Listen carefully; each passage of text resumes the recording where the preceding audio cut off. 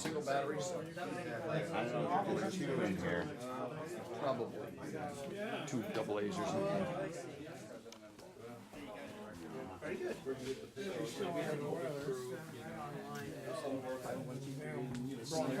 So I do understand some of the issues.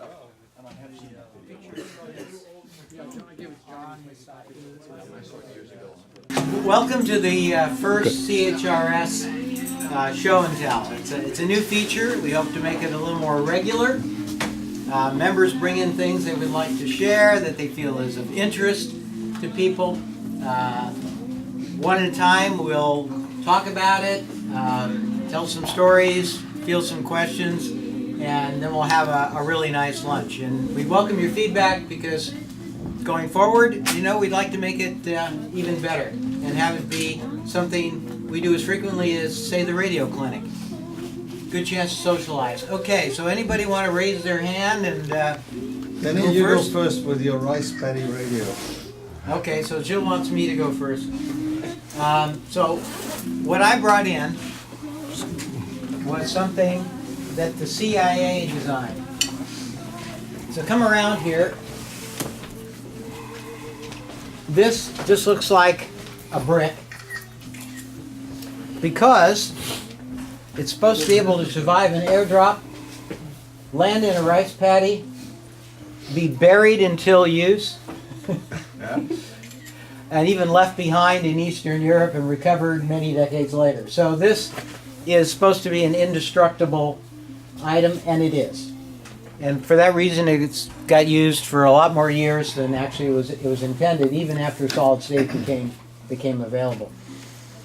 So a little bit more of the history as I take off the clasp.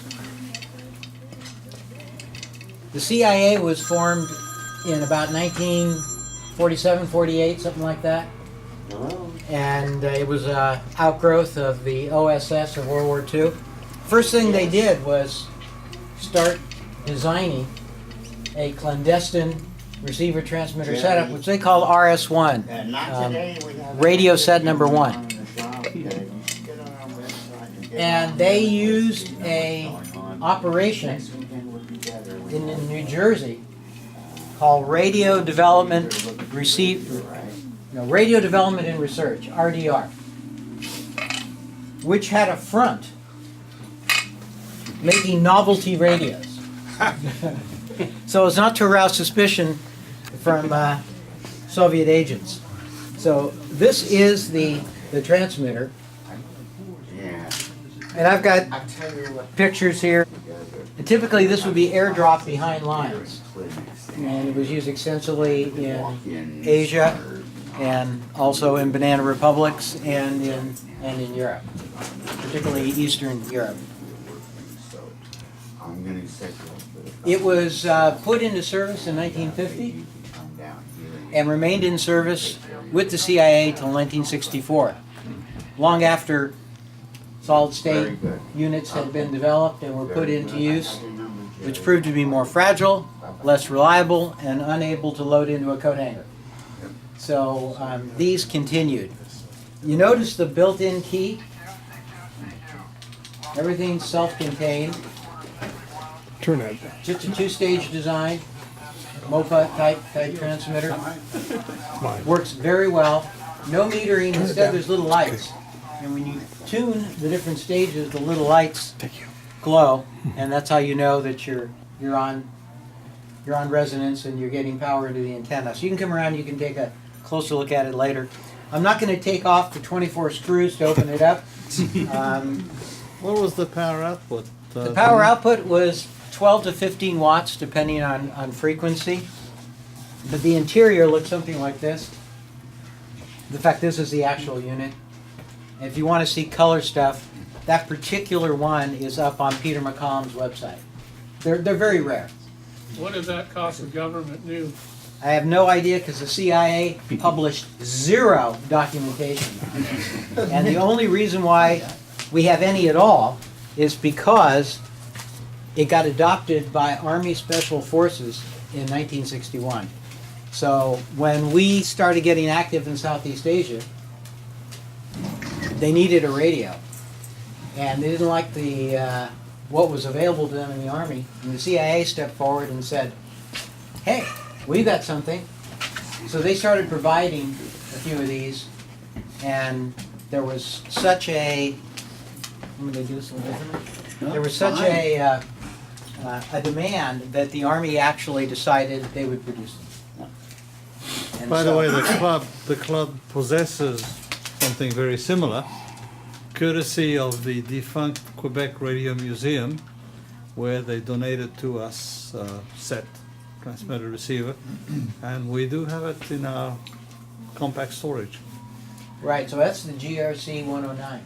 So anyway, this one managed to escape and get into my hands. It does work. In fact, it works perfectly. I've done a lot of research on it, and I've never found a case of a failure being reported in the field or even among users. So they're really tough. It looks pretty robust. Yeah, so in use, these things we get airdropped, and you know, that's a pretty big G-force when the pallet hits the ground. And in Asia, oftentimes it ends up in a rice paddy. This doesn't care. You can use it, and then you can bury it and come back to it, you know, a week later and unbury it. Doesn't care. You can use it in the rain. All the bushings are a special grade of neoprene to keep water out while still allowing them to tune smoothly. Same thing for the receiver.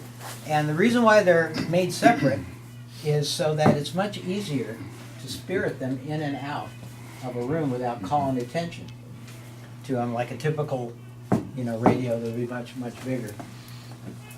So the one story I'll tell, and then I'll turn it over to the next fellow, is that this was used in the escape of the Dalai Lama. So a little bit of history. Same Dalai Lama we got today. He was a very young man at the time, and the Chinese wanted to take over Tibet. This was about 1958, 59-ish, something like that. And they conjured up different ways in which they could capture the Dalai Lama and retain him or kill him. And so it got pretty hairy at one point in 1959. And so they spirited the Dalai Lama out of the city. And a small party took him out into the field to try to find a place of sanctuary for him. At that time, the CIA had an operative in Tibet that had an RS-1 set, and he was assigned to this small party. And he started communicating directly with Washington from Tibet. Now think about that. Wow. You got 15 miles or watts, you know, and that is one tough propagation path for you hams here. That is not easy. Was that CW or? CW. Yeah. CW only, actually. But think of the year, 1959. What was happening in 1959? Phone tests. The highest number of sunspots ever recorded was in 58 and 59, which means the maximum usable frequency was way up there and attenuation was low. These can go all the way to 22 megahertz. They were able to directly communicate with Washington, D.C. on a regular basis throughout the trek. Washington, through diplomatic channels, arranged for India to provide asylum and receive the Dalai Lama.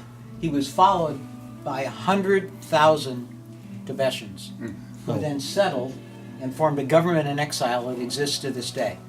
So that's one story of the RS-1. Wow. Wonderful. Very good. Okay.